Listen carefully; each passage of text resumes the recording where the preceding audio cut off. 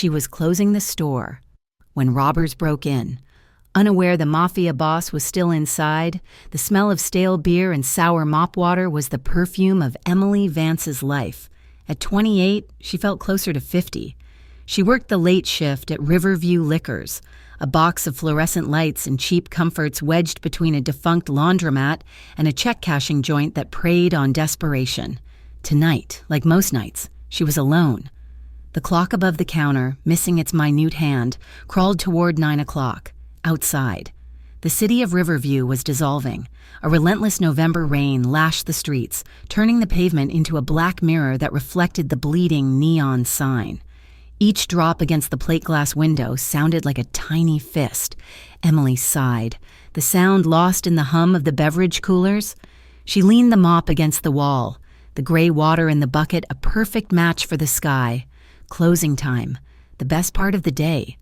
She just had to count the drawer, lock the heavy front door, and walk the 6 blocks to her apartment, where a stack of medical bills waited on her kitchen table. The debt was a quiet shadow that followed her everywhere, heavier than the rain. She was walking toward the front to flip the open sign to closed when she heard it.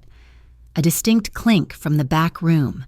Not the settling of the old building, but the sound of glass gently touching metal. Emily paused, her hand hovering over the deadbolt. Her heart gave a single, hard thump. She was supposed to be alone, but she knew she was not. 5 minutes ago, at 8:55, just as she was considering locking up early, the front bell had chimed. A man had entered, shaking the cold rain from the shoulders of a dark, expensive-looking wool coat.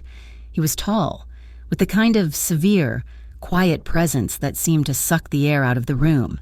He didn't look like her usual customers. His shoes were polished leather, not work boots, and they made almost no sound on the gritty linoleum. He hadn't browsed the aisles. He hadn't looked at the whiskey or the wine. He had met her gaze for one unnerving second, his eyes dark, unreadable, before walking past the counter and straight into the back, disappearing into the walk-in beer cooler. Emily had watched him go, baffled and uneasy. But she was paid minimum wage. She was paid to stock shelves and run the register, not to question a customer who wanted to browse the imported lagers in 0-degree air. She assumed he was just another oddball in a city full of them. Now, the noise confirmed he was still back there. She huffed, annoyed. "Sir," she called out, her voice sounding thin. "We're closing. You need to come out." No answer, just the steady hum of the compressor. "Sir?" She tried again, louder. "The store is closed." She took a step toward the back, ready to argue, when the world exploded. The front bell didn't chime. The entire door crashed open, slamming against the cigarette display. The sound of shattering glass and wood splintering ripped through the quiet store. 3 men spilled inside, bringing the storm with them. They wore black ski masks, the eye holes stretched and menacing. They were armed, their hands wrapped tight around pistols that looked impossibly real. Rainwater streamed from their heavy jackets. Emily froze. This was not a nightmare. This was real. Her blood turned to ice water, her feet rooting to the dirty floor. The mop handle she was still loosely holding slipped from her numb fingers and clattered uselessly. "Nobody move!" The voice was rough, muffled by the mask. "Get on the ground, now!" The other 2 fanned out, their movements jerky and high on adrenaline. One stayed by the door, his gun pointed at the empty street as if expecting company. The other one, the biggest of the 3, stormed the counter. "The cash, all of it, move!" Emily couldn't. Her throat had closed. The trauma from her past, the one she fought so hard to bury every day, rose up and paralyzed her. She just stared, her mind blank with a white, roaring panic. The man at the counter slammed his fist on the particle board. "Are you deaf? The money!" He vaulted over the counter in a clumsy, aggressive motion. He grabbed the front of her thin cardigan. "Where is it? Where's the rest of it?" The register," she stammered, the words tearing at her throat. "That's all there is." "Liar!" He shook her, snapping her head back. "We know he's here. Where's the package? You hiding something for him?" "Package? He?" She had no idea what he was talking about. She was just a girl in a liquor store. "I don't know," she whispered, tears welling. "Please, just take the money." The man snarled. He seemed enraged by her confusion. He released her shirt only to wind his thick fingers into her long brown hair, yanking her head back. A scream of pure pain was ripped from her. "You think this is a game?" He threw her. Emily crashed hard against the shelving unit behind the counter. Boxes of cheap cigars and lottery tickets rained down on her. The back of her head struck the wall, and the room spun. Bright spots dancing in front of her eyes. She landed on her side, the impact knocking the wind from her. She tasted copper. She lay there, gasping, overwhelmed by the smell of wet wool and the sharp, metallic scent of the guns. "Check the back," the leader shouted to the third man. "He must have dropped it here." The third man started moving toward the rear of the store, toward the walk-in cooler. In the icy darkness of the cooler, Lucien Moretti was perfectly still. He had heard every word, the cold aluminum of a beer keg pressed against his back. He hadn't moved when the door crashed open. He hadn't flinched at the shouts. He had simply listened, evaluating. He had been meeting a confidential informant in the alley 2 blocks over. The meeting had gone sideways, forcing him to kill the man, a messy, unfortunate necessity. He had slipped into this store, the closest cover, to wait for his car to arrive and to ensure he hadn't been followed. He was laying low, and these idiots had just walked into his sanctuary. He analyzed their voices, 3 of them tense, but not professional. They were street-level muscle, sent by someone, but they were sloppy. They were also heavily armed. He could have stayed hidden. He could have waited for them to take the cash, rough up the girl, and leave. Her fate was not his concern. He heard the man move toward the back. He heard the girl whimpering behind the counter. Then the leader, the one who had thrown her, laughed. It was a wet, ugly sound. "Forget the package. Grab the girl. We'll take her with us. Vitelli will want to talk to her." That changed everything. They were Vitelli's men. They were not here for a random robbery. They were here for him. And now they were trying to take a witness, an innocent. Lucien's eyes closed for a fraction of a second. He was not a good man. He was not a hero, but he operated on a strict code, and these animals were about to violate it. The man approaching the back room fumbled with the light switch for the storage area.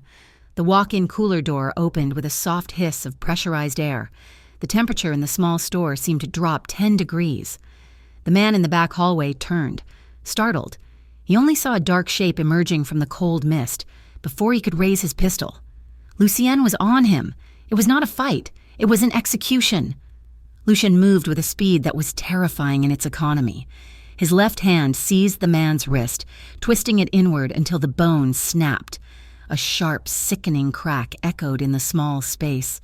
The gun clattered. The man's mouth opened to scream, but Lucien's right hand struck his throat, a rigid spear hand jab that crushed his larynx. The man folded silently, dropping to the floor like a puppet with its strings cut. 2 left. The leader at the counter spun, hearing the noise. Rico? Lucien was already moving, emerging from the shadows of the aisle. He was calm, his wool coat undisturbed. He looked like a phantom. The man by the door panicked. He raised his weapon, his hands shaking, and fired. The shot was deafening in the enclosed store. The bullet went wide, shattering a bottle of tequila on the shelf, spraying glass and alcohol. Lucien did not slow down. He closed the distance in 2 long strides, deflecting the man's arm as he tried to fire again. Lucien's palm struck the man's chest, a blow that sounded solid and final. The man stumbled back, gasping, his eyes wide with shock as his heart seized.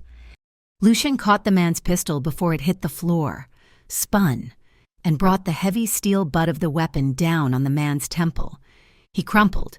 1 left. The leader, the one who had thrown Emily, was trapped behind the counter. He stared, his mask unable to hide the sheer terror in his eyes. He still had his gun, and it was pointed right at Lucien. "Stay back," he shrieked, his voice cracking. "I'll shoot, I swear to God." Lucien stopped. He stood 10 feet away, in the middle of the aisle. The captured pistol held loosely at his side, pointed at the floor. He was not breathing heavily. His suit was immaculate. He simply watched. "You came for me," Lucien said. His voice was not loud, but it filled the room. It was low, cultured, and carried an absolute authority that chilled the blood. "You were sloppy. Vitelli should have sent better men. I don't know what you're... Give me the gun." It was not a request. The man's hand trembled. He was caught between the certainty of death if he fired and the terrifying presence of the man in front of him, Emily, still on the floor behind the counter. Watched through a haze of pain and fear, her mind could not process what she was seeing. The violence had been instantaneous, precise, and utterly brutal. This stranger, this customer, had dismantled 3 armed men in less time than it took her to sweep the floor. The robber made his choice. He lunged, not at Lucien, but at Emily. He grabbed her again, hauling her up from the floor, wrapping his thick arm around her neck and pressing the muzzle of his gun to her temple. "One more move and I kill her," he screamed, his body shaking. "I'll do it! Back away! Get back!" Emily whimpered, the cold metal against her skin stealing her breath. Lucien did not move. His expression did not change. He only tilted his head, as if considering a minor inconvenience. "You think she matters to me?" Lucien asked, his voice dangerously soft. "She's nothing. A cashier. You're threatening the wrong person." The robber hesitated, his leverage dissolving. In that fraction of a second of doubt, Lucien acted. He raised the pistol he held and fired. The sound was a flat crack, entirely different from the robber's wild shot. The bullet didn't hit the man. It hit the small, red panic button on the wall just over the man's shoulder. The store was instantly filled with a piercing, electronic wail. The alarm. The robber flinched at the sound. It was all Lucien needed. He dropped his own weapon and moved, crossing the space, grabbing the man's gun hand and forcing it upward. He slammed the man's arm against the edge of the counter. The gun fired into the ceiling, raining down plaster dust. Lucien drove his knee into the man's stomach. The air left the robber in a desperate whoosh. Lucien spun him around, slamming him face first into the cigarette display. With his other hand, he applied pressure to a point on the man's neck. The robber went limp, sliding unconscious to the floor. Silence descended, broken only by the incessant shriek of the alarm and the drumming of the rain. Emily was free. She stumbled back, collapsing against the wall, her legs refusing to hold her.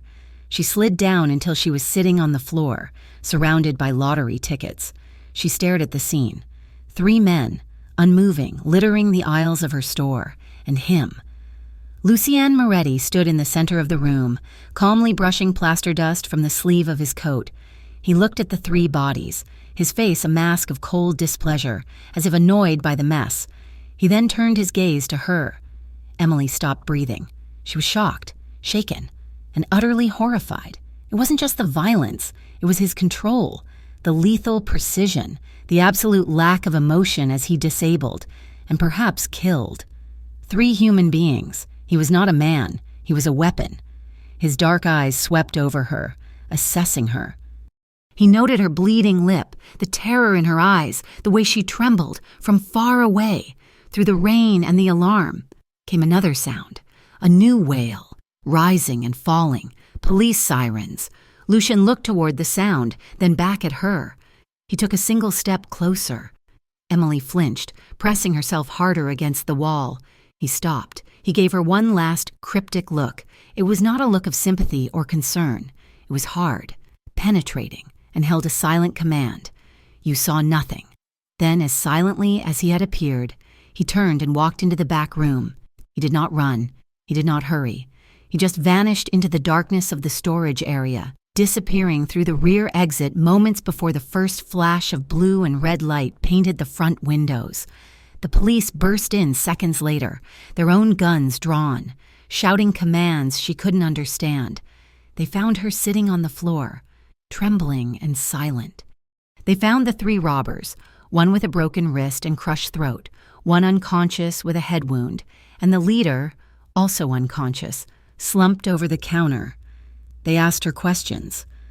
Hundreds of them. What happened? Who were they? Did she know them? Where was the 4th man? Emily's statement was a blur of half-truths. She told them about the robbers.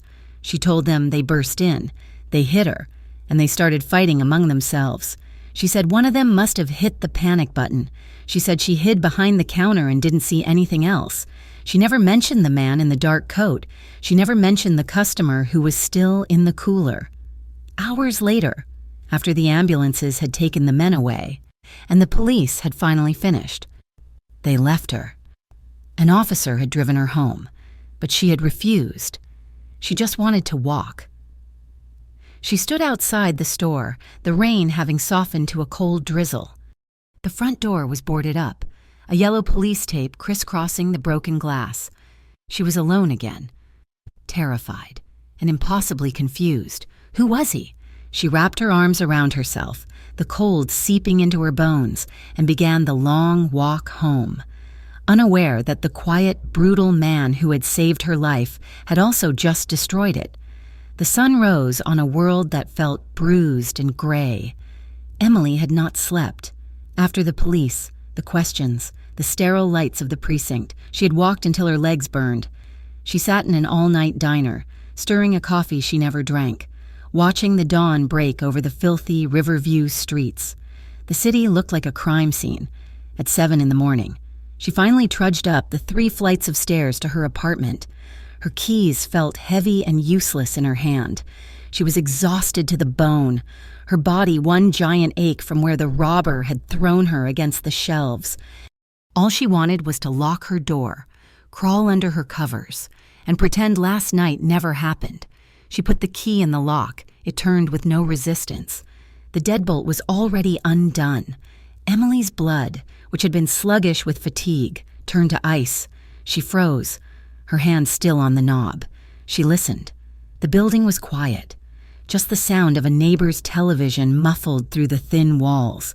She pushed the door open a fraction of an inch. It was unlatched. She had locked it. She knew she had. She double-checked the deadbolt every single night, a ritual born of old trauma. She backed away, her heart hammering against her ribs. She fumbled for her phone, her fingers numb, ready to dial 911. But she stopped. What would she say? That her door was unlocked? After the night she'd had, they would think she was paranoid. She took a breath, pushed the door open wider, and stepped inside. Her body braced for an attack. The apartment was silent, and it was empty, not of furniture, but of intruders. She did a slow, terrified sweep. The small living room was untouched. Her old laptop was still on the coffee table. The small television set was still in the corner, in the kitchen. Nothing was disturbed. In her bedroom, her jewelry box, filled with cheap silver and her grandmother's locket, sat on the dresser. Nothing was stolen. This was, somehow, 1,000 times worse. A thief would have been simple. This was not a thief. This was a message. We can get to you. We can stand where you sleep. We can touch your things. She sank onto the edge of her bed, her body trembling so violently her teeth chattered.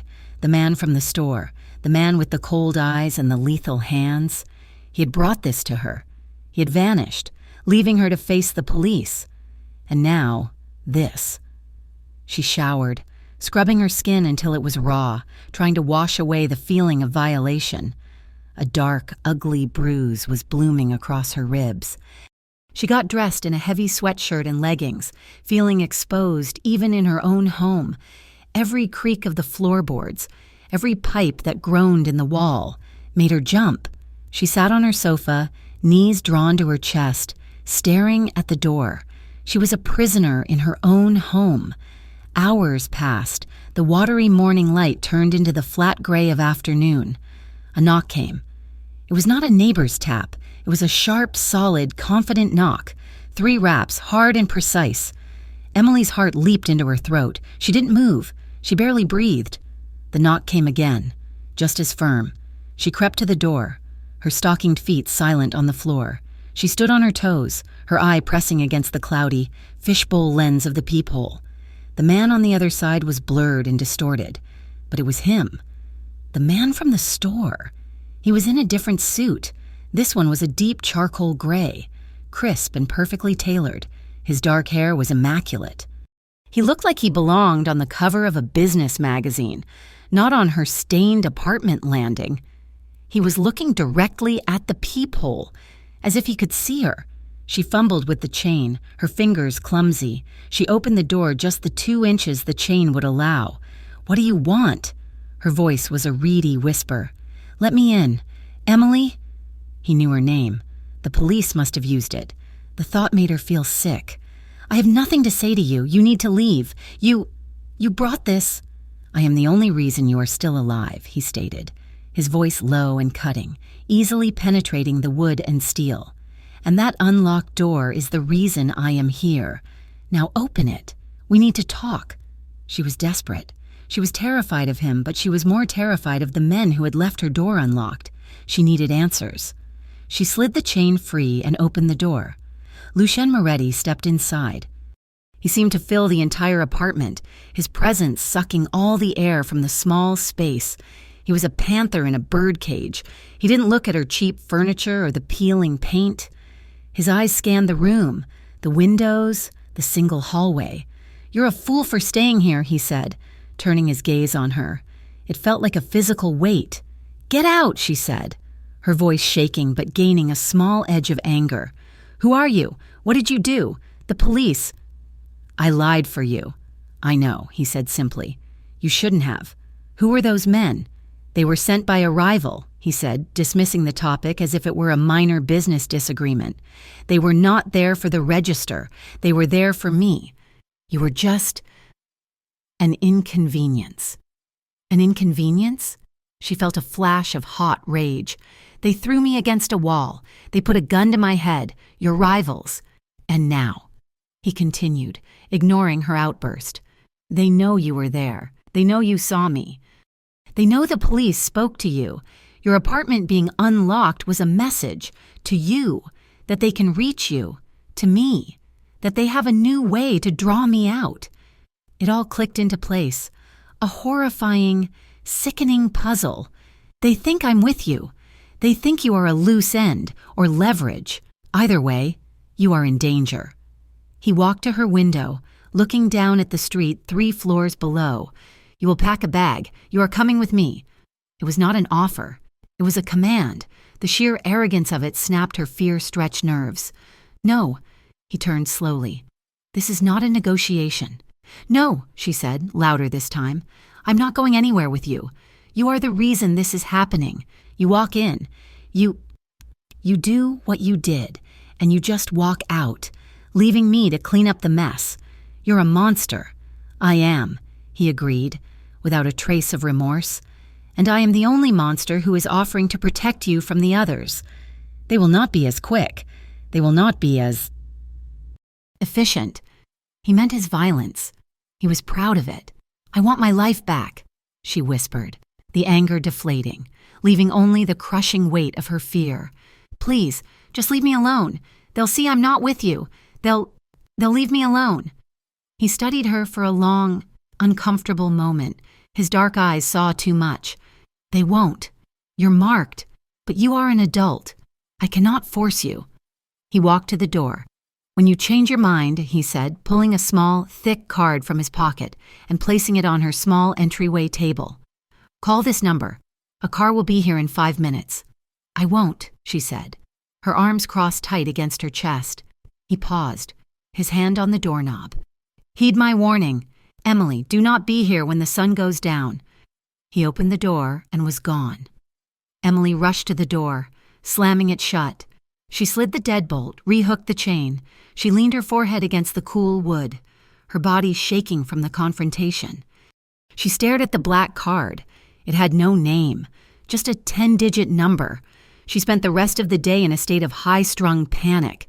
She tried to watch television, but the laugh tracks sounded shrill. She tried to read, but she read the same sentence over and over. The walls of the apartment felt like they were closing in. The unlocked door. His visit. His warning. She could not stay. He was right about that. She packed a small duffel bag with a change of clothes, her toothbrush, and her laptop. She would go to her sister Sarah's apartment across town. She would be safe there. She waited until 5 o'clock, when the streets would be busy with rush-hour traffic, there was safety in numbers. She grabbed her bag, locked her apartment door, and practically ran down the stairs. The air outside was cold and damp. The sun was already setting, painting the clouds in shades of bruised purple and orange. She pulled her thin coat tighter, burying her chin in her scarf, and began walking fast toward the bus stop 8 blocks away. She made it 4 blocks. She felt it first. The prickle on the back of her neck, the sense of being watched. She glanced over her shoulder. A black sedan, its windows heavily tinted, was cruising slowly down the street, keeping perfect pace with her. Her breath hitched. She picked up her pace, crossing the street, her sneakers slapping against the wet pavement. The sedan crossed with her, its engine a low, predatory rumble. Panic, cold and sharp, clawed at her throat. She ducked into a side street, a narrow passage between a bakery and a pawn shop. It was a shortcut she sometimes took. Tonight, it was a mistake.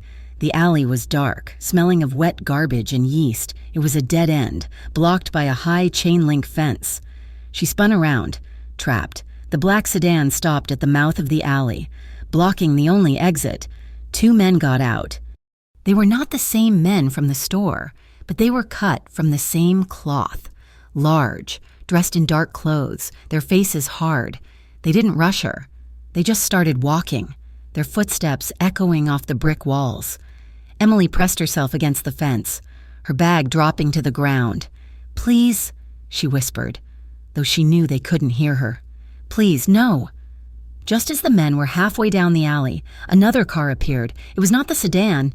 It was an immaculate, gleaming black Bentley that seemed to absorb all the light in the alley. It swept into the entrance, blocking the sedan, its engine, a silent, powerful purr. The driver's door opened, and Lucien Moretti got out. He didn't look at Emily. He looked at the 2 men who had frozen in their tracks. "She is with me," he said. His voice was calm, but it cut through the alley, a clear and final judgment. The 2 men looked at each other, then at Lucien, then at the car he drove. A silent communication passed between them. They were not paid enough for this. They recognized him, or at least the power he represented. Without a word, they turned, scrambled back into their sedan, and sped away, its tires squealing in protest. Lucien stood for a moment, watching them go. Then he turned to Emily. She was sliding down the fence, her legs giving out. She was shaking, tears of pure terror streaming down her face. He walked toward her, his expensive shoes clicking on the grime. He stopped a few feet away. His face was a mask of cold anger. "This is your last chance," he said, his voice flat. "This is what they will do. They will not stop. Get in the car." This time, she did not argue. She grabbed her bag and stumbled past him, her body rigid, trying not to touch him. She pulled open the heavy passenger door and fell inside. The ride was utterly silent. The interior of the car was opulent, all soft black leather and polished wood. It smelled faintly of him, a clean, expensive scent. He drove with an effortless, focused intensity. They left a rundown neighborhood and headed downtown, toward the glittering glass and steel towers that pierced the skyline. He pulled into a private underground garage, beneath a building that shimmered. A sign above read, "The Aegis Club." He led her to a private elevator, which opened not with a button, but with his thumbprint. The doors slid shut, and they ascended in perfect humming silence. The doors opened again, not into a hallway, but directly into a sprawling penthouse. Emily's breath caught. The entire apartment was walled in glass, offering a 360-degree view of Riverview. The city lights glittered below them like a carpet of fallen stars. The space was massive, minimalist, and cold, decorated in shades of black, gray, and white. It was less a home than a fortress. A woman in a simple, perfectly pressed black dress approached them. She looked to be in her 60s, with sharp gray eyes and hair pulled into a severe bun. "Mr. Moretti," she said, her voice respectful. "Elena," he nodded. "This is Emily. She will be staying with us. See that she has everything she needs." Elena, his housekeeper, looked at Emily, There was no pity in her eyes, just efficient assessment. "Miss, this way, please." As Elena led her away, Emily saw them, 2 other men, dressed in suits identical to Lucien's, standing near the windows. They were his staff, his soldiers. They watched the city, their presence a quiet, lethal promise. Elena showed her to a guest suite that was 3 times the size of her entire apartment. It had its own bathroom, stocked with products Emily had only seen in magazines, and a bed that looked big enough for 4 people. "There is a phone on the nightstand," Elena said, her voice crisp. "It is new and secure. Yours is a liability. Dinner will be at 8. She then left, closing the door softly. Emily sat on the edge of the bed, the mattress impossibly soft. She felt like she was in a different, dangerous dream. She picked up the new phone and, with trembling fingers, dialed her sister. "Sarah? Emily, oh my God, are you okay? The police called me. They said there was a robbery. I've been calling you. Your phone just goes to voicemail." Emily broke. A sob tore from her chest. "Sarah, I'm okay. I'm safe. Where are you? What happened? I'll come get you." "No," Emily said too quickly. "You can't. I'm staying with a friend for a little while. My apartment, it's not safe." "What do you mean, not safe? You're scaring me. I can't explain right now," she cried, wiping her face. "I'm so sorry. I'm okay. I promise. I'll call you tomorrow." She hung up before her sister could ask any more questions, throwing the phone onto the bed and curling into a ball, letting the tears she'd held back finally come. Later, she found Lucien in a vast living area, standing before the wall of glass, a tumbler of amber liquid in his hand. A small table was set for 2. "You should eat," he said, without turning. They ate a meal prepared by a chef she never saw. It was grilled sea bass with roasted vegetables, food that costs more than her weekly paycheck. She couldn't taste it. The silence stretched, thick and heavy. Finally, she set her fork down. The small clink of silver against porcelain sounded like a gunshot. "Who are you?" she asked, her voice shaking. "Not your name. I saw what you did. I saw you tonight. What are you?" He took a slow sip of his drink before placing the glass down. He turned his full attention to her. "I'm a man who built an organization," he said, his voice a low rumble. "Some people see me as a businessman. Others," he paused, his eyes holding hers, "see me as something else. The police would call me a criminal. My enemies would call me a monster." He leaned forward, the expensive fabric of his suit jacket pulling taut across his shoulders. "But the only definition that matters tonight is this: I protect what's mine." The implication was terrifying, that she was his. "I'm not yours," she whispered. "You are under my protection," he corrected, "which, in my world, is the same thing." He saw the dark smudge on her cheekbone, the small, healing cut on her bottom lip, both souvenirs from his enemies. He stood, and for a heart-stopping second she thought he was going to leave. Instead, he walked around the table and stopped directly in front of her. Emily flinched, leaning back in her chair, her body instinctively braced for a strike, a reflex from a past she thought she had buried. Lucien stopped instantly. His expression, which had been hard and unreadable, tightened. He saw her fear. He saw that she expected pain. He stood perfectly still for a long moment, letting her breathe. Then, slowly, deliberately, as if showing his hands to a frightened animal, he raised his right hand. He didn't reach for her. He just held it in the air between them, waiting. Her breathing was shallow. Her eyes were wide, fixed on his hand, ever so gently. He reached out. He didn't touch her skin. He let the backs of his fingers hover just over her cheek, a breath away from the bruise. She didn't pull away. His fingers, warm and calloused, finally made contact. The touch was so soft it was barely there. A feather-light brush against her damaged skin. It sent a jolt, sharp and electric, straight through her. It was not violent. It was not even comforting. It was possessive, a claim. His gaze dropped from her eyes to her mouth. The air in the room became thick, charged. She could feel the heat radiating from his body. He leaned in, his face just inches from hers. She could see the dark, complex patterns in his irises. Her heart hammered a frantic, heavy beat against her ribs. Then, with a control that was almost as frightening as his violence, he pulled his hand back.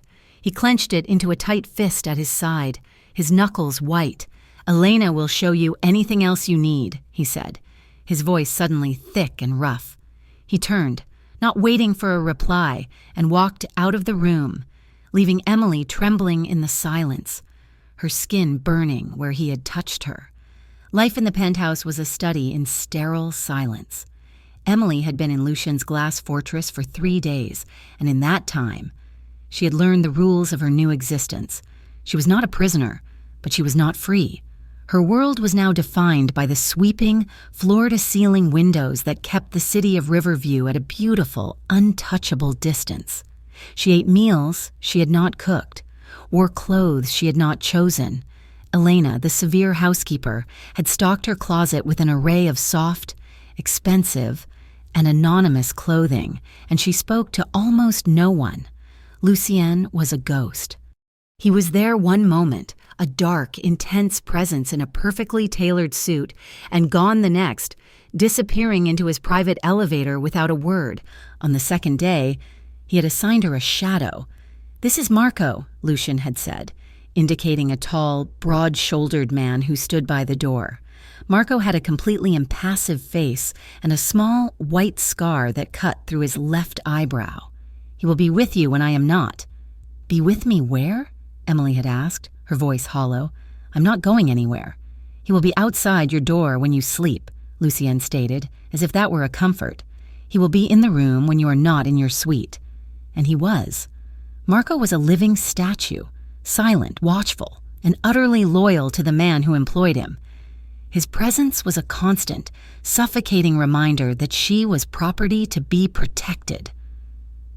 She was settling in, but she remained coiled tight, a spring of caution and fear. She learned more about her situation in small, terrifying fragments. She learned it from Lucien himself during one of their brief, unnervingly domestic dinners. "The men in the store?" she had asked, forcing the words out. "The ones who sent them?" Lucien did not look up from his plate. The Vitelli cartel. The name meant nothing to her, but it sounded ugly. "Why?" "They are new.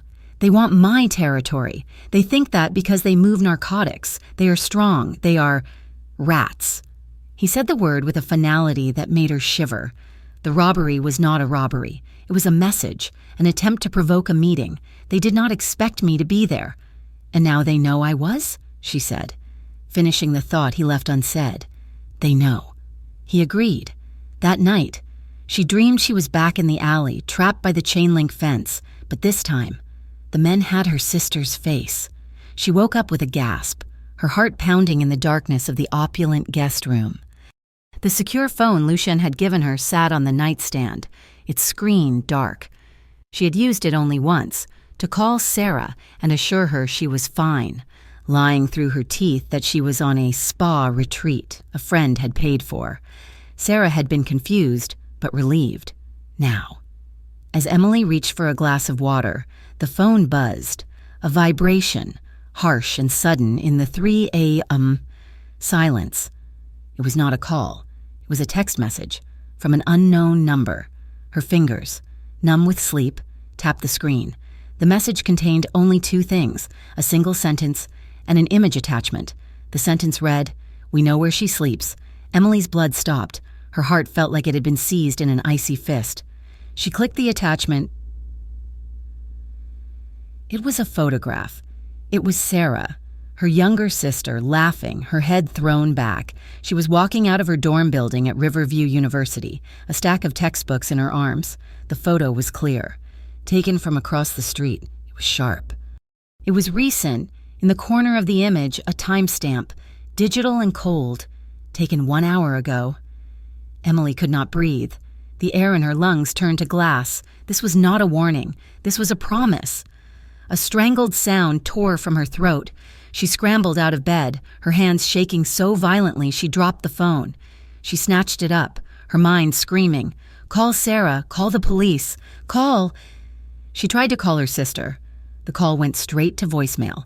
"No, no, no, no," she whispered, her voice cracking. She dialed again. Voicemail.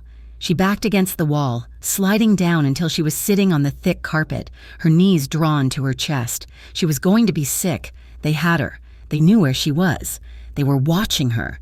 The one person in the world she loved, and these animals were touching her with their eyes. She did not know how long she sat there, trapped in a silent, vibrating panic. The door to her suite opened, and she did not even flinch. Lucien stood in the doorway, silhouetted. He was still in his suit trousers and a white shirt. The sleeves rolled up his forearms. He must have just gotten home. "Marco said he heard you." He said, his voice was flat. Then he saw her. He saw her face, white and slick with a cold sweat. He saw the phone gripped in her hand. He was across the room in 2 strides. "What is it?" he demanded.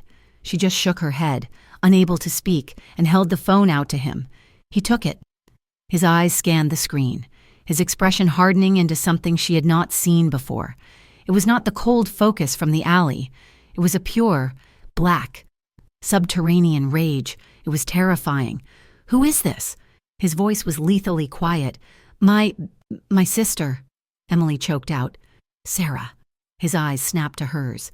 "When did you get this?" "Just now. 5 minutes, I don't know." "Why did you not tell me you had a sister?" The question was an accusation, sharp and cold. I didn't. What does that matter?" "It matters," he bit out, his jaw so tight a muscle leaped. "It matters because she is a liability, a weakness, one you kept from me." "She is not a liability," Emily shrieked, the injustice of the word cutting through her panic. "She is my family, something you probably know nothing about." She tried to stand, to snatch the phone back, but he grabbed her arm. His grip was steel. "You do not understand. By hiding her, you put her in more danger. They have been watching you. They have been digging. They found her because you thought you could handle this." "I don't know how to handle this," she screamed, the tears finally breaking free. "I'm not like you. I'm not a... whatever you are. They're going to hurt her. They're going to hurt her because of me." She collapsed, the terror finally overwhelming her. She crumpled, her sobs raw and animalistic, the kind of sound that comes from the deepest, most broken part of the soul. Lucien's face, which had been a mask of fury, fractured, the rage vanished, replaced by something complex and unsettling. He looked at the woman breaking down at his feet, and his anger at her deception evaporated, leaving only the cold fury at the enemy who had done this. He made a decision. He knelt, his movements stiff, unpracticed. He was a man who broke things, not one who mended them. He reached out and pulled her against him. Emily fought him for a second, her fists beating weakly against his chest, but he was immovable. He was a wall. He just held her, one hand pressing her head against his shoulder, the other wrapping around her back, shielding her. "They will not touch her," he said. The words were not a comfort. They were a vow, spoken with the authority of a god. "I promise you, Emily, they will never get near her." She cried into his shirt, her body shaking apart. She was so tired of being scared, so tired of being alone. And this man, this killer, this monster, was the only thing standing between her family and the abyss. "I can't," she wept, her voice muffled. "I can't do this again." "Do what again?" His voice was a low rumble, vibrating through his chest. "This, the fear, the watching. She pulled back, her face a mess of tears. She had to make him understand. "You think I'm weak. You think I'm just scared, but you don't know." She took a shaky breath. "When I was in college, there was a man. He was in one of my classes. He just decided I was his. He started following me, and he left things at my apartment, notes, dead flowers. He would just stand across the street from my job, just watching me for hours." Lucien was perfectly still, his dark eyes locked on hers. He was listening. "I went to the police," she continued, her voice thick with the memory. "They said he hadn't done anything illegal. They said to get a restraining order. I did. He violated it the next day. He broke into my apartment. He was just sitting on my sofa, in the dark, waiting for me. Lucien's hand, which was still on her back, clenched, his fingers digging into her shirt. I just ran. I dropped out of school. I moved to a different city. I never even finished my degree. I came here. I changed my number. I work at a liquor store. I keep my head down. I don't talk to anyone. I just wanted to be invisible. Because I knew if anyone ever looked at me again, I would break. She looked at him, her eyes pleading. And you looked. And now they are all looking, and they found her. And it's happening all over again. The confession hung in the air, raw and bleeding. Lucien did not speak for a long time. He simply watched her, his gaze stripping away every defense she had ever built. He saw her now. Not as an inconvenience, not as leverage. He saw the trauma that had shaped her, the reason she flinched when he moved, the reason she hid. He raised his hand, the one that had held a gun, the one that had snapped a man's bone. He raised it to her face, his movement slow, deliberate. She flinched, a tiny, involuntary movement. He stopped, his fingers an inch from her skin. He waited. She forced herself to be still. She forced herself to meet his gaze. His hand cupped her jaw, his thumb, rough and calloused, brushed across her cheek, wiping away a tear. The touch was so tender, so at odds with the man, that it made her gasp. "You are nothing like that man," he whispered. His voice was rough, thick with an emotion she could not name. "And I am not him." He stared at her, and the tension that had been building since the moment he touched her in the dining room, the tension of protector and protected, of captor and captive, coiled and changed. It became something else, something dark and hungry. He saw the woman who had survived, the woman who had lied to the police to protect a stranger, the woman who was still fighting. "You are not invisible, Emily," he said, his voice dropping. He leaned in. The distance between them vanished. She could feel the heat of his body, smell the clean, sharp scent of his skin. His gaze dropped to her mouth. Her breathing hitched. Her eyes fluttered, half closing. This was wrong. He was a killer. He was danger. But he was also the only person who had made her feel safe in years. She was so tired. She wanted, just for a second, to not be afraid. She leaned into his touch. His mouth was a fraction from hers. She could feel his breath. He was going to kiss her. The air in the room was electric, a storm about to break. It was a kiss she had been dreading, and she realized with a jolt, a kiss she had been wanting. He paused, his lips just brushing hers. It was the promise of a kiss, a question. And then, with a control that was more powerful than any embrace, he pulled back, just an inch. His eyes were burning, a contained fire. "Not until you're sure," he whispered. He rested his forehead against hers for one long, agonizing second. He was breathing heavily, as if he'd run a mile.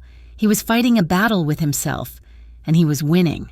"Get some sleep," he said, his voice thick. He stood up, pulling her to her feet as if she weighed nothing. He led her to the bed, pulled the covers back, and watched as she crawled in. He did not leave. He walked to the armchair in the corner of the room, the one that faced the door, and he sat down. He did not turn on a light. He just sat, a dark, silent guardian in the shadows. Emily watched him until her eyelids grew heavy. For the first time since the robbery, she slept without dreaming. That night, as Emily slept under Lucien's watch, his promise of retribution was already in motion. While he sat in the dark, listening to her breathe, his men were moving. 3 separate Vitelli operations were hit simultaneously, not with guns, not with fire. It was quieter. The Vitellis were sending a message of fear. Lucien was sending one of power. By dawn, 3 of the Vitelli cartel's ranking enforcers were found. They were not found in a morgue. They were found in a public park, stripped to their underwear, bound to the park benches. They were alive. They were unharmed, save for extensive, humiliating bruising. And they were terrified. The message was clear, written on a placard hung around the leader's neck. "You cannot touch what is mine." Emily woke to the sun streaming through the windows. Lucienne was gone. The chair was empty. For a moment, she thought she had dreamed it. The text, the breakdown, the almost kiss. But when she checked the phone, the message was still there. And when she looked in the mirror, she saw a woman who had changed. She felt the shift inside her. The fear was still there, a cold knot in her stomach. But beneath it, something new was growing. Anger. She was not a liability. She was not a victim. And she was not a pawn. She was being used as bait, a way for the Vitellis to get to Lucienne, a way for Lucienne to draw out the Vitellis. She was in the middle of a war she had not chosen. She took a shower, the water hot, and as it sluiced over her, she made a decision. If she was going to be a piece in this game, she was going to learn the rules. She began to take mental notes. She watched Marco, noting his posture, the way he scanned every room. She listened to Elena, the way she spoke on the phone in clipped, coded phrases, and she watched Lucienne. She cataloged the way he moved, the way he commanded a room without raising his voice, the way he had held her with a terrifying, gentle strength. She would not be invisible. She would not run. She would learn to see in the dark. The cold, sterile air of the penthouse had been replaced by the sharp, metallic chill of a gunroom.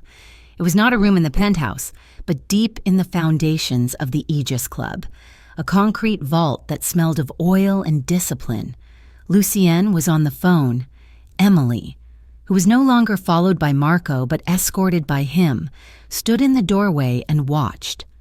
She had spent the last 24 hours since her breakdown, since his near kiss, in a state of quiet, vibrating clarity. "I don't care what it costs," Lucienne said into the phone, his voice a low, lethal blade. "I want the Vitelli's supply lines cut. I want his shipments in the harbor to rust, and I want the head of his security. Find him." He hung up without saying goodbye and turned. Sensing her, he had been avoiding her since he sat in her room. Now, in the harsh fluorescent light of the vault, there was nowhere to hide. "You shouldn't be here," he said.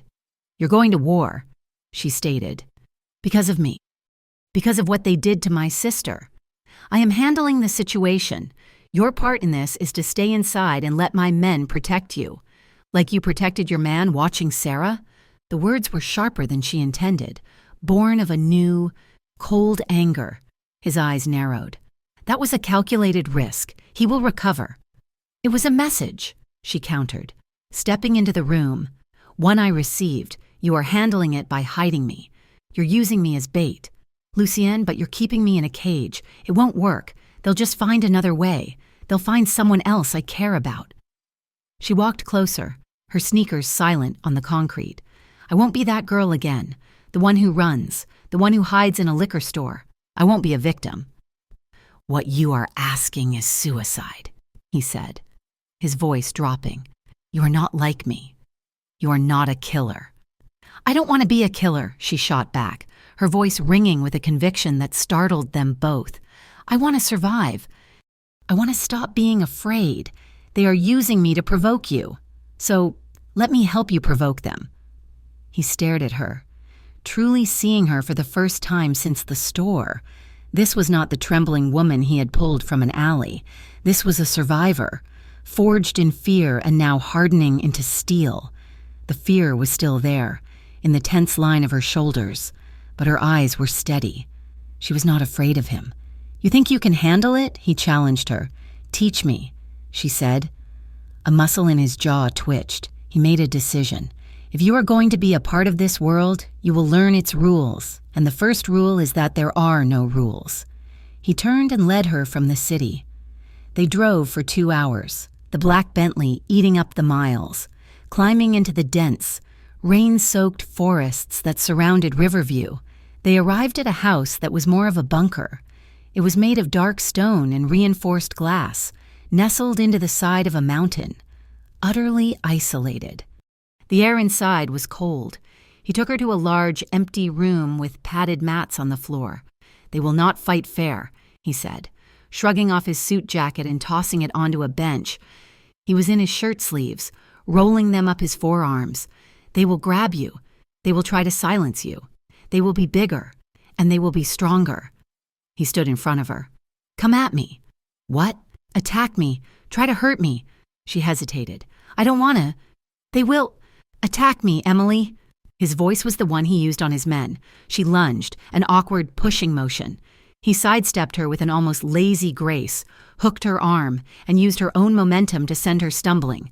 Again.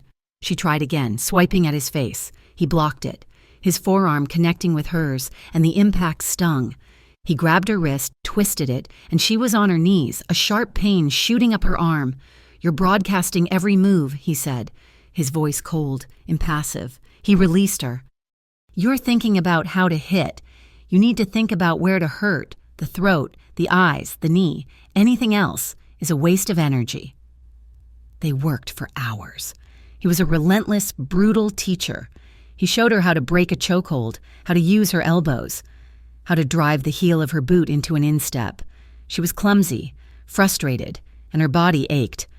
He grabbed her from behind, one arm hooking around her neck, cutting off her air. Emily froze. The scent of wet garbage, the click of a chain-link fence, the cold metal of a gun against her temple. She went limp, the memory hijacking her body. Lucienne felt the change instantly. He released her, stepping back. She was gasping, her eyes wide and unfocused. He's not here, Lucienne said. His voice suddenly quiet, stripped of its harshness. That man is gone. The men from the store are gone. Only I am here. He waited until her breathing steadied, until her eyes met his. I am not them, Emily, he said. I will not hurt you, but they will. You have to fight. Fight me. The spell broke. The panic receded, replaced by a white-hot flash of anger. Anger at her stalker, at the robbers, at the Vitellis, and at him, for forcing her to dredge it all up. She screamed, a raw, frustrated sound, and launched herself at him. This time, she wasn't clumsy. She was pure reaction.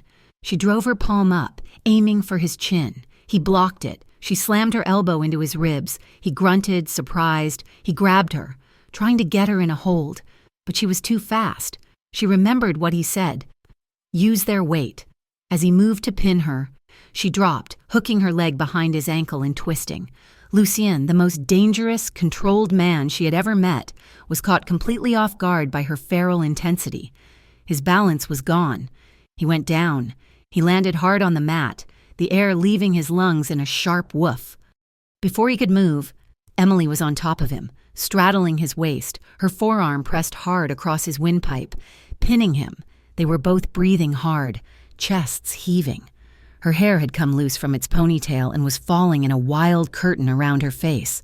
Her cheeks were flushed, her eyes bright with adrenaline and a dawning, shocked pride. He just stared up at her, his dark eyes wide. He was not angry. He was stunned. A beat of absolute silence passed. Then a small, choked sound bubbled up from Emily's chest. It was a laugh. It was a real, rusty, breathless sound of disbelief. Lucien continued to stare, his mind processing the fact that this 120-pound woman had just successfully pinned him. And then, the corner of his mouth twitched. A low, quiet rumble started in his chest. He laughed. It was not a polite chuckle. It was a genuine, unguarded laugh, rough and deep. The sound was so unexpected, so utterly human, that it shattered every remaining wall between them. Her laughter faded, and she was just looking at him. Her body was pressed against his.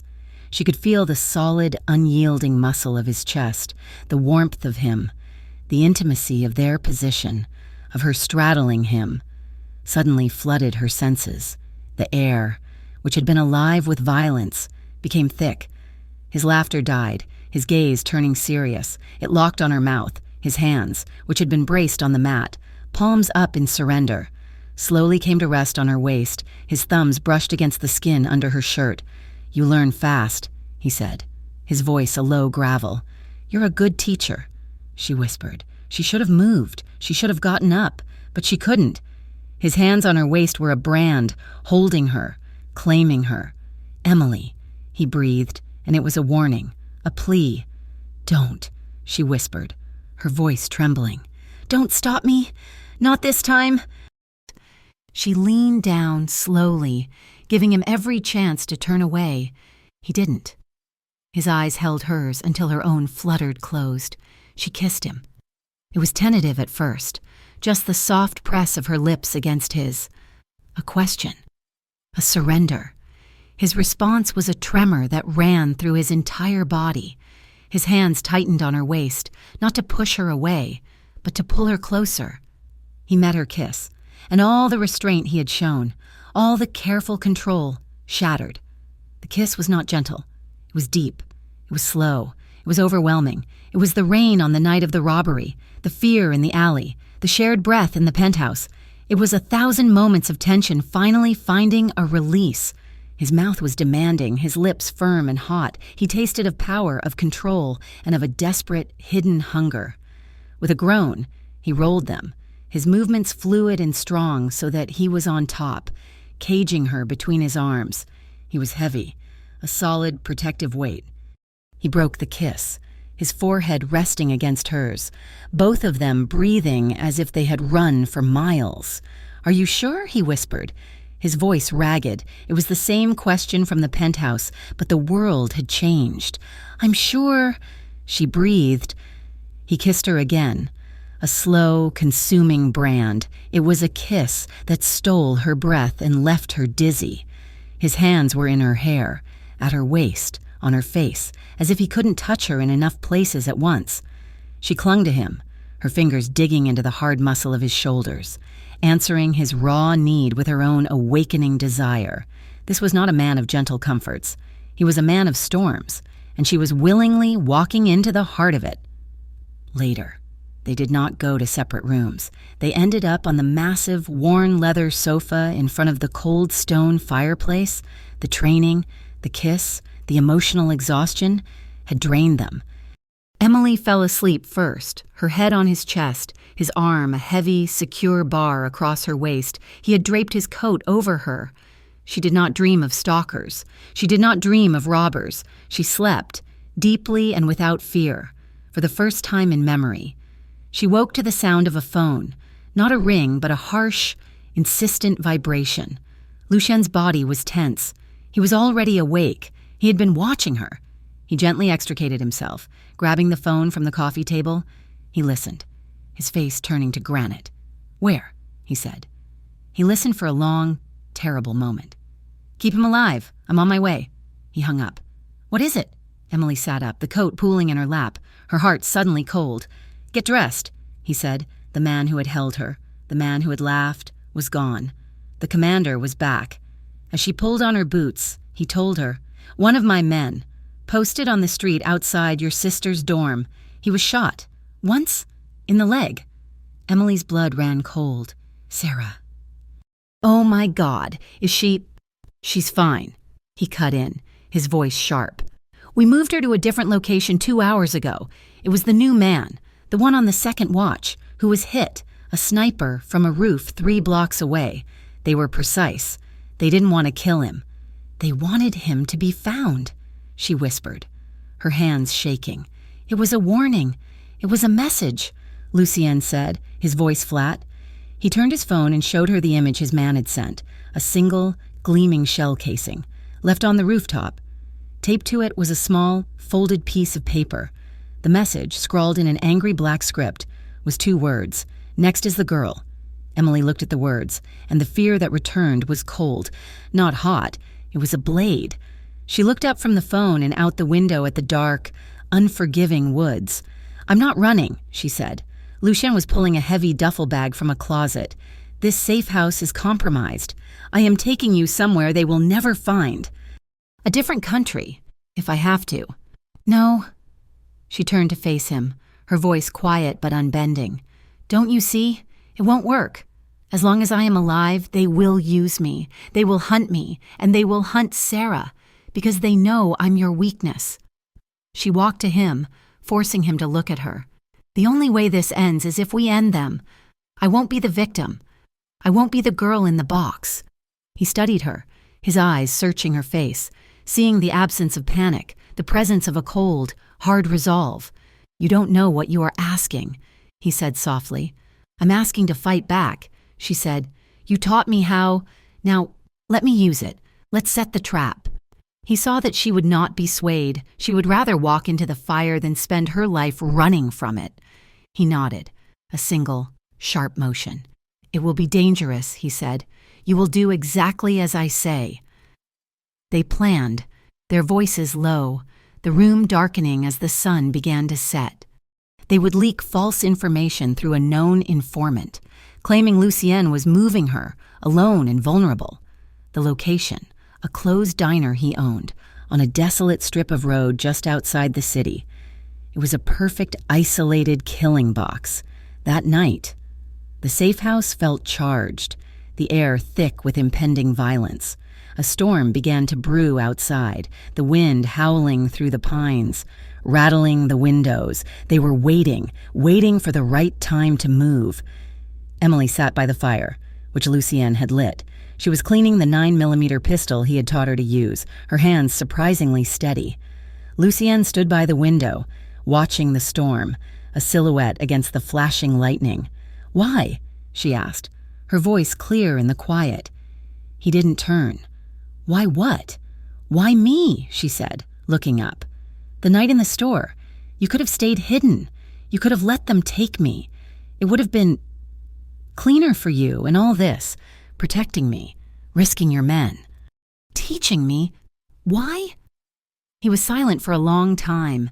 The only sounds were the crackle of the fire and the scream of the wind. He turned his head, his face half in shadow, half illuminated by the fire. "Because I have spent my entire life building an empire of shadows," he said, his voice low.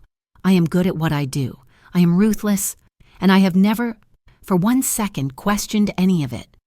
He turned fully and walked to her, stopping just in front of her. He took the gun from her hands, his fingers brushing hers, and set it carefully on the table. "And then I saw you," he continued, his voice dropping, "in that store, terrified, covered in dust, with a bleeding lip. And you still lied to the police. You had nothing. You were nothing to me. And you protected me." He reached out and touched her cheek, his thumb tracing the faint, fading line of the bruise from that night. "I've never had that. No one has ever protected me." His gaze was raw, stripped of all its defenses. "'Cause you make me want to be something better." The confession hung between them, more intimate than the kiss, more powerful than the storm. She reached up, covering his hand with hers, her fingers lacing with his. The storm broke. Rain hammered the roof, a deafening drum. Lightning split the sky, flashing the room in stark, blue-white light.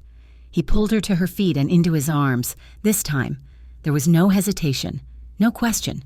He kissed her. And it was not the slow burn of the training room. It was raw need. It was a desperate, emotional honesty. It was two broken people finding an anchor in the storm. He kissed her like he was memorizing her, his mouth hot and possessive. She met his intensity. Her fear burned away, replaced by a fierce, undeniable need to claim this man, to be claimed by him. He lifted her, and she wrapped her legs around his waist, her arms around his neck, as he carried her from the firelight into the darkness of the bedroom. The storm raged outside, a mirror of the passion inside. There were no gentle whispers, only the sound of the rain, the gasp of breath, the rustle of clothes being discarded. His hands were on her, not with the brutal efficiency she had seen, but with a desperate, trembling reverence.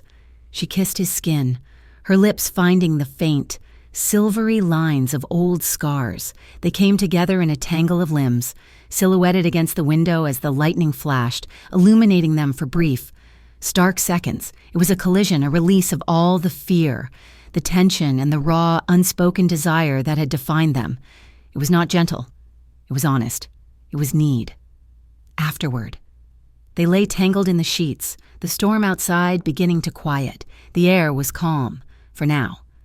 The diner was an island of peeling paint in a sea of asphalt. Its sign, the Silver Star, had 3 dead letters, leaving a pale, flickering SIVR to bleed into the wet, empty highway. It was 2 o'clock in the morning. Emily sat in a booth, her hands wrapped around a coffee cup filled with cold, black liquid. The vinyl of the seat was cracked. cold against her legs. Under her thick wool sweater, taped to her ribs, was a wire. In her ear, a tiny, flesh-colored receiver. "Sound check," Lucien's voice said, a ghost in her head. It was low, calm, and it made her shiver. "I hear you," she whispered, her voice trembling just enough to be convincing. "I'm scared." "I know," his voice came back. "You're doing fine. Marco has the east. I have the west. We are everywhere. They will not get within 10 feet of you before we move. Just keep them talking. We need the leader, the one they call the Butcher." The trap was set. The false leak had worked perfectly. An informant loyal to Lucien had told the Vitellis that Lucien Moretti's new girl, enraged and terrified, was running. She had stolen a car and was waiting at this desolate diner for a friend to pick her up and get her out of the state. It was the perfect opportunity for them to grab her. Emily stared at her reflection in the dark window. She looked like the girl from the liquor store. Pale, frightened, her hair pulled back, but her eyes were different. They were not vacant with panic. They were sharp. Headlights cut through the darkness, sweeping across the diner's interior. A heavy, dark sedan, the same model that had followed her in the alley, pulled up to the front door. It sat there, engine idling, for one long, agonizing minute. "They're here," she whispered. "Stay calm," Lucien's voice commanded. "We see them, 3 of them." The car doors opened. 3 men stepped out. They were not the clumsy muscle from the robbery. These men were different. They moved with a predatory confidence. 1. A mountain of a man with a shaved head, stayed by the door. The other 2, one thin and weaselly, the other broad and wearing a long leather coat, walked toward her booth. The one in the leather coat was the Butcher. His face was a map of old scars, and his eyes were flat and dead. He slid into the booth opposite her, the vinyl groaning. The thin man stood at the end of the table. Emily Vance. The Butcher said. His voice was a wet gravel. "You are a very hard woman to find." Emily forced a tremor into her hands. I don't know what you want. I'm just leaving. I don't want any part of this." "A little late for that, don't you think?" The thin man sneered. "You've been living in his palace, eating his food. Now you just want to walk away?" "He's a monster," Emily cried, the words sharp and real. He's dragging me into this. I just want to go home. Please." The Butcher smiled. It was the most terrifying thing she had ever seen. "Oh, you'll be leaving with us, but not home. We just have a few questions." "Like, where is he?" "I don't know," she said, shaking her head. "He's at the club, or the safe house. He left me alone at the penthouse. He trusts his men. I just walked out. Please, my friend is coming. Just let me go." She was stalling. She was giving them a reason to relax, to believe they had her. "Your friend is not coming," the Butcher said, his smile fading. He leaned forward, his hand reaching for her arm. "You are—" In her ear, Lucien said, "Now." The diner's main lights, which had been off, flashed once, a blinding white strobe. At the exact same instant, the front plate glass window and the back kitchen doors imploded. It was not a fight, it was a storm. Lucien's men, 8 of them, dressed in black tactical gear, moved as one. The man at the door was down before he could even draw his weapon, subdued by Marco. The thin man at the table yelped, pulling his pistol, but 2 of Lucien's men were on him, disarming him with a series of precise, brutal strikes. The Butcher moved with a speed that belied his size. He grabbed Emily, yanking her from the booth and using her as a shield, pressing the muzzle of a gun to her head. It was the robbery, all over again. "Back off," he roared. "All of you, back off, or I'll blow her head off." The room froze. Lucien's men held their positions, a circle of contained violence. "Let her go, Vitelli," a voice said, cutting through the standoff. The kitchen door swung open, and Lucien Moretti stepped into the diner. He was not in tactical gear. He was in his dark suit, his tie perfectly knotted. He was calm. He was also holding a pistol, aimed not at the Butcher, but at the ceiling. "Lucien," the Butcher spat, his arm tightening around Emily's neck. "You came yourself. I'm touched." "You," Lucien said, his voice dropping.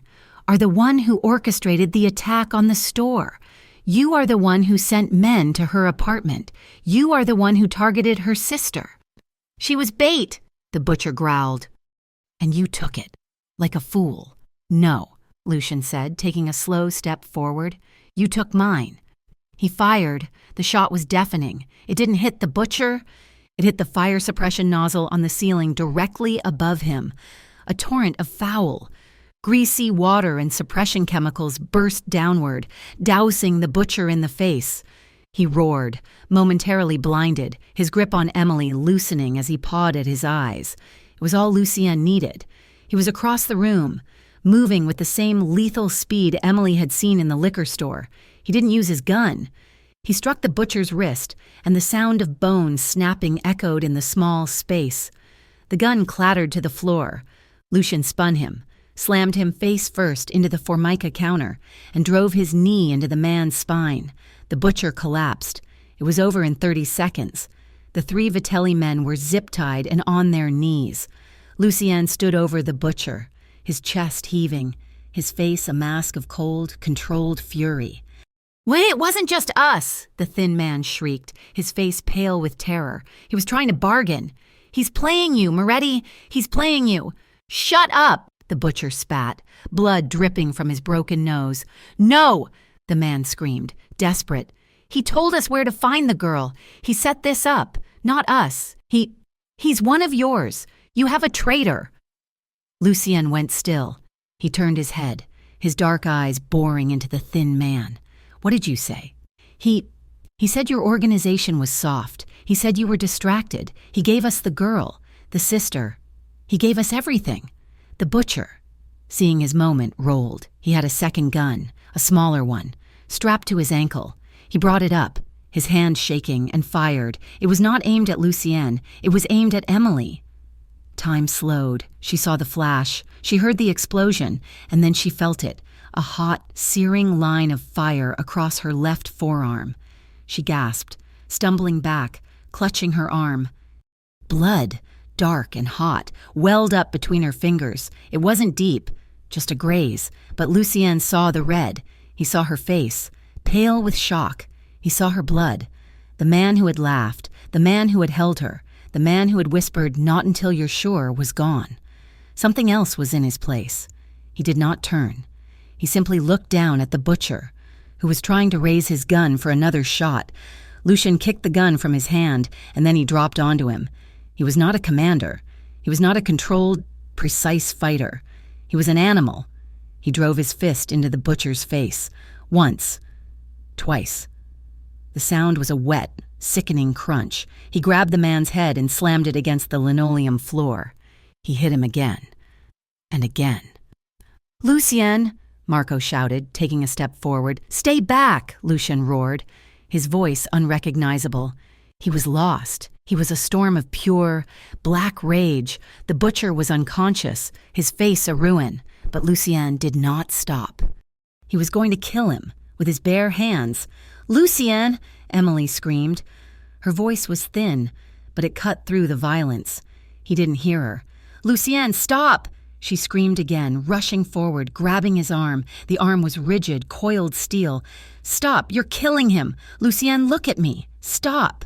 Her voice, her touch, finally broke through. He froze. His fist, slick with blood, was raised for another blow. He was breathing in, ragged, broken gasps. His eyes were wild. He looked down at his hands, at the man beneath him. He looked at Emily, her face terrified, her arm bleeding. The rage drained away, leaving a hollow, bone-deep horror. He recoiled, scrambling to his feet, backing away from the body as if it were poison. He stared at his own hands, his knuckles split and bloody. "Get her!" he choked out, his voice a rasp. "Get her back to the penthouse, now!" He turned, strode out of the diner, and was swallowed by the night. The silence in the penthouse was a physical weight. Elena, the housekeeper, had cleaned and bandaged Emily's arm with practiced, unemotional efficiency. The graze was shallow, stinging, but it was nothing. The real wound was the one she had seen in Lucien. He had not come back with her. Marco had driven her, the silence in the Bentley deafening. Now, it was almost dawn.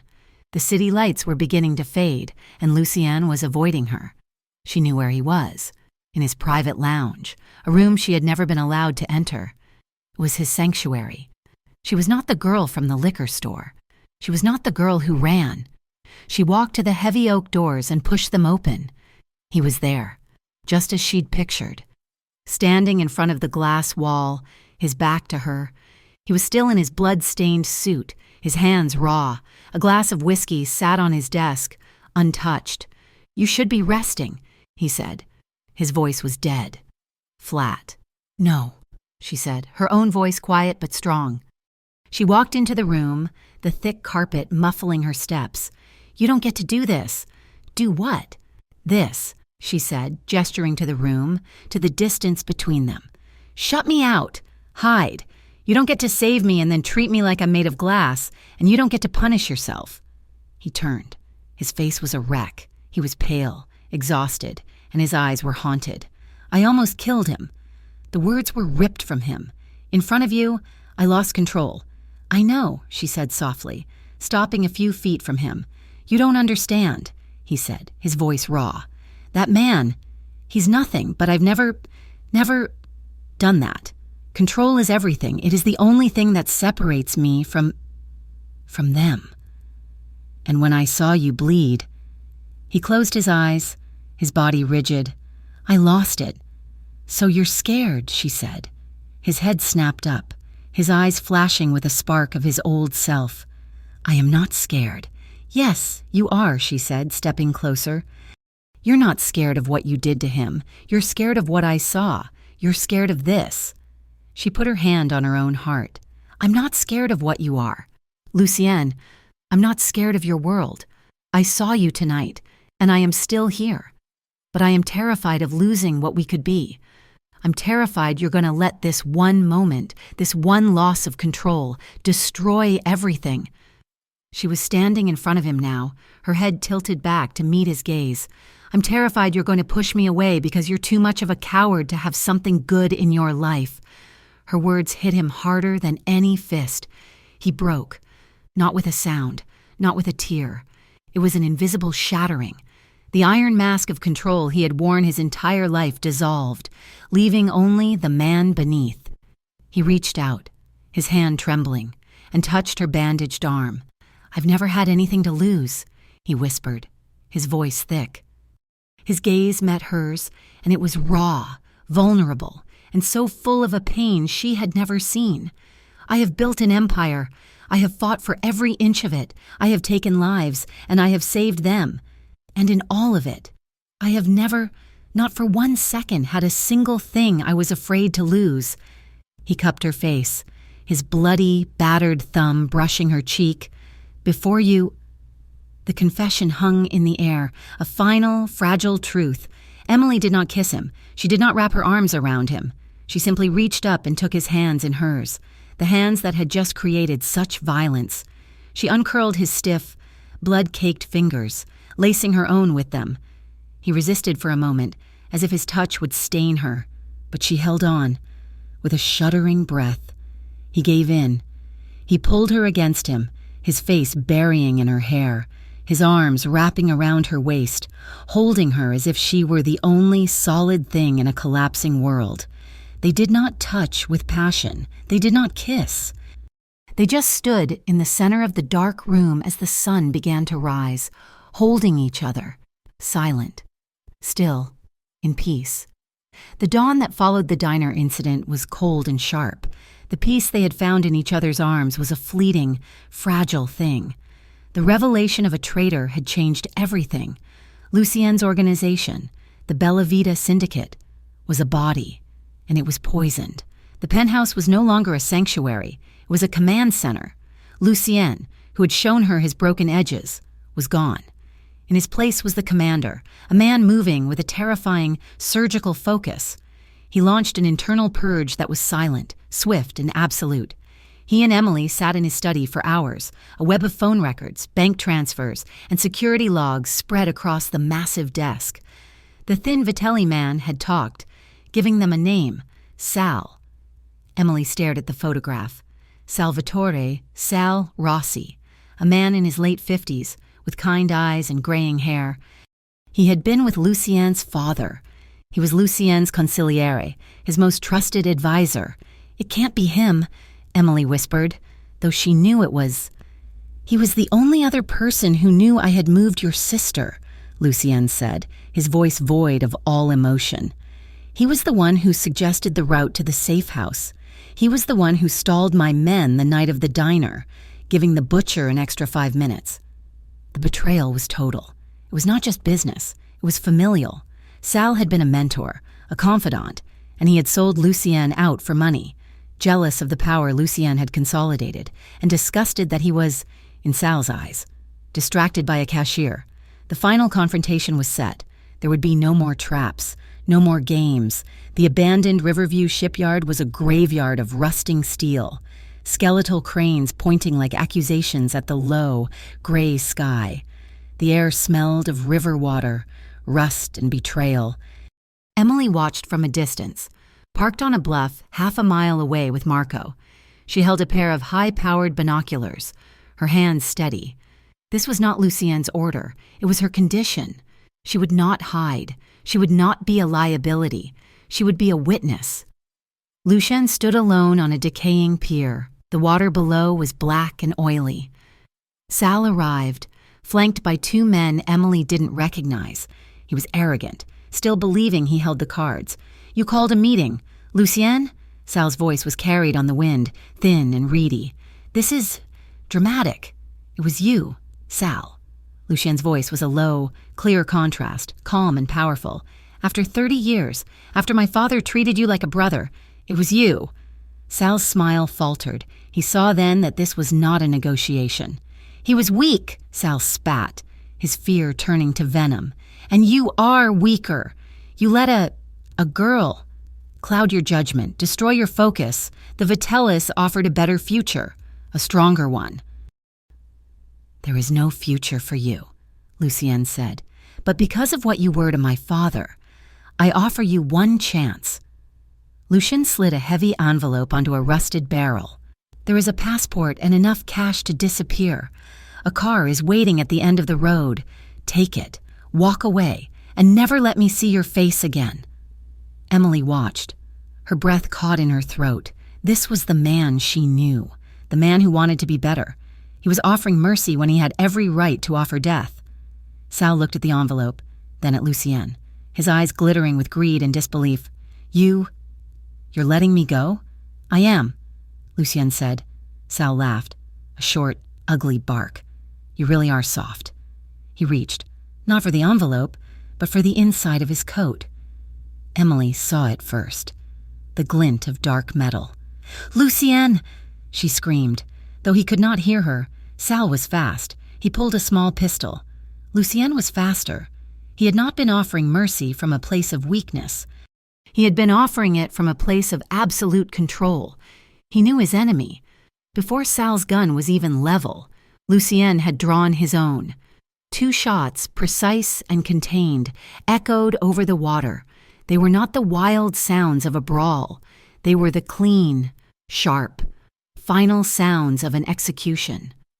Sal dropped to his knees, his eyes wide with shock, before pitching forward into the black water. His 2 men, stunned, raised their hands as Marco's team emerged from the shadows of the warehouses. It was over, through the binoculars. Emily watched Lucien stand for a long moment, staring at the spot where Sal had fallen. He did not look triumphant. He looked empty. The Vitelli cartel collapsed within 48 hours, with Sal gone. Their inside line to the syndicate was severed. With the butcher in federal custody and talking, their operations were exposed. Lucien's silent war had been won. Emily returned to the penthouse, expecting something, a celebration, a relief, a shared breath. Instead, she found a void. Lucien was distant. He spent his time in his office, his voice a low, constant murmur on the phone. He was cleaning house, cutting the cancerous roots Sal had planted. When he looked at her, his eyes were full of an emotion she could not read. It was not anger. It was a deep, profound sadness. "It's finished, Emily," he said to her one evening, 2 days after the shipyard. He stood by the glass, watching the sunset. "You're safe. Your sister is back in her dorm. The threat is gone. We're safe, she corrected, walking up behind him. She placed her hand on his back. He tensed, but did not turn. Go home, Emily, he said, his voice soft. Go back to your life. My life is here, she said, her stomach twisting. With you. He turned then. His face was a mask of cold control, but his eyes were wrecked. He took her face in his hands, his thumbs tracing her cheekbones. I am poison, he whispered. I bring this death, betrayal, you.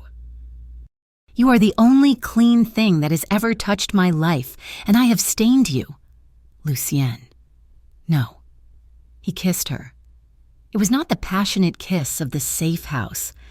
It was cold, deep, and final. It tasted of goodbye.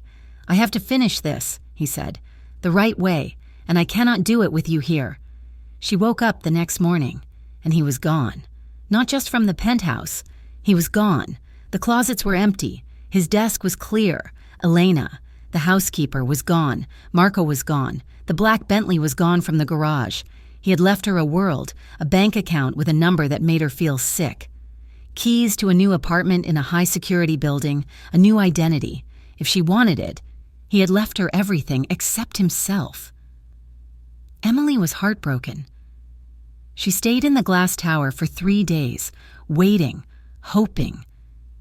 But he was gone. She did not touch the money. She did not go to the new apartment. She went back to her old one, the one with the broken lock she had replaced. 2 weeks passed, the city of Riverview moved on. The newspapers were full of stories about the collapse of the Vitelli cartel, the gangland execution at the shipyard. It was all noise. Emily needed to breathe. She needed to remember who she was before him. She went back to the liquor store. Mr. Henderson, her old boss, was shocked to see her, but he was desperate for the help. He hired her back. No questions asked. She worked the late shift. It was familiar. The smell of sour mop water, the hum of the coolers, the chime of the bell, but she was not the same. A man came in, drunk and belligerent, demanding she sell him a bottle after closing. The old Emily would have trembled, would have given it to him to make him leave. The new Emily looked him dead in the eye. The store is closed, she said, her voice quiet and cold. Get out. The man, stunned by her lack of fear, her absolute authority, simply turned and left. She was stronger. She was changed. He had taught her to fight, and in leaving, he had taught her to stand on her own. But at night, she still ached. It was a Tuesday. A month to the day since the shipyard. Rain was lashing against the windows. A familiar, rhythmic drumming. It was 9 o'clock. Closing time. She mopped the floor, her movements automatic. She counted the drawer. She turned to flip the sign. A car door slammed. Her head snapped up. Through the rain-streaked glass, she saw it, a familiar black Bentley, gleaming like wet obsidian under the streetlights. Her heart stopped. It hammered once, hard, against her ribs. The driver's door opened. Lucien Moretti stepped out. He was not in a suit. He wore dark jeans and a simple black cashmere sweater, the rain plastering his dark hair to his head.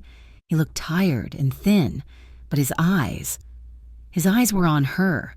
She fumbled with the deadbolt, her hands shaking, and pushed the door open. The rain and wind whipped inside. They just stood there, 5 feet apart, the rain pouring down on both of them. You're back, she whispered, her voice breaking. I never left, he said, his voice thick. He closed the distance in one stride. He did not pull her in. He just held his hands out, trembling. His hands, she looked at them, clean, calloused, empty. I had to be sure, he said, his voice raw with a month of apologies. The Vitellis were just the branches. Sal, he had roots everywhere. In the city, the police, the ports. I had to cut every single one. I had to burn the ground so nothing like this could ever grow back. I had to make the world clean. I thought you were gone, she choked out, a single tear tracing through the rain on her cheek. I am never gone, he said, his thumb brushing that tear away. I was just making it safe. For you. She surged forward, her hands fisting in his sweater, and crashed her mouth against his. The reunion was not a gentle kiss. It was a collision. It was a month of fear, of loneliness, of heartbreak, released in one desperate, consuming embrace. The rain was cold, but he was fire. His arms crushed her to him, lifting her off her feet as he backed her into the doorway. Out of the worst of the storm. His mouth was desperate, reclaiming her, memorizing her all over again. She clung to him, her fingers tangling in his wet hair, her body trembling. "I'm sorry," he whispered against her lips. "I'm so sorry I left you. I was a coward. I knew you'd come back." She lied, her voice breaking. "I will never leave you again." He promised, his forehead resting against hers. "I am done." He set her down, but he did not let her go. "Come with me, Emily." "Where?" "Away from this city," he said. "I own a place, far north, on the coast. It's just a house, on a cliff, overlooking the ocean. No one knows I own it. It's quiet. We can build something new, something better, something real." He was not commanding her. He was asking. Emily looked at him, at this man who had walked into her store and shattered her life, only to rebuild it, and her, into something stronger. She turned. She looked at the counter where she had hidden, at the aisle where he had fought, at the mop leaning against the wall. She stepped back, pulled the door closed, and inserted her key into the lock. The click of the deadbolt was the loudest sound in the world. It was final. She turned back to Lucien, who was watching her, his heart in his eyes. She held the keys out, dangling them from her finger. Then she let them drop into his open palm. He closed his hand over them, a silent promise. Lucien Moretti took her hand, his fingers lacing with hers. She did not look back. Hand in hand, they walked away from the flickering neon sign, through the rain, and into the rest of their lives. Thank you so much for listening to this story. We truly hope you enjoyed it. We would love to know where you are listening from, so please drop a comment and let us know. And if you love stories like this, please be sure to subscribe to Mafia Romance Stories so you never miss a new chapter. We look forward to reading your thoughts in the comments. Please share them in English so we can all enjoy them together.